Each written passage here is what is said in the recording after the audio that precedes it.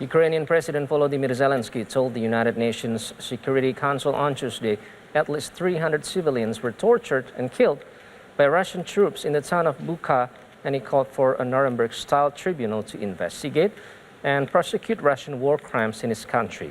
VOA senior diplomatic correspondent Cindy Sain reports.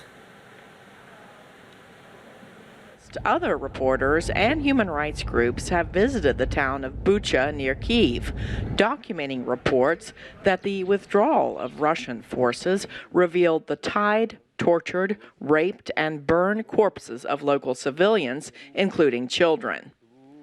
After visiting Bucha himself, Zelenskyy spoke to the United Nations Security Council Tuesday.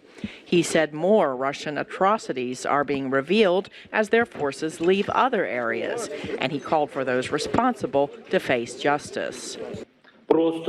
Now the world can see what Russian military did in Bucha while keeping the city under their occupation.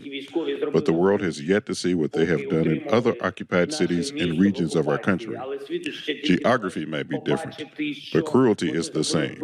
Crimes are the same, and accountability must be inevitable.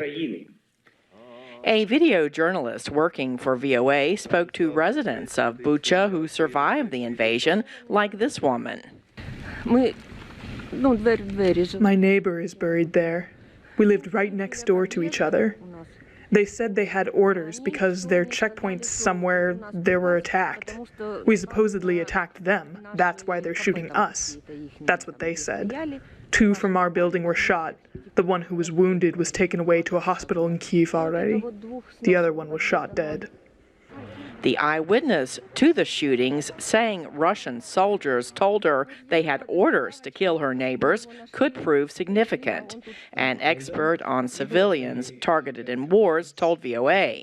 He said even if those killed were captured combatants, executing them would be a war crime. But it appears many of them, if not all of them, were civilians, and obviously intentionally targeting civilians is against the laws of armed conflict. And so soldiers and anyone who had command could be shown to have command responsibility. In that case is vulnerable to prosecution.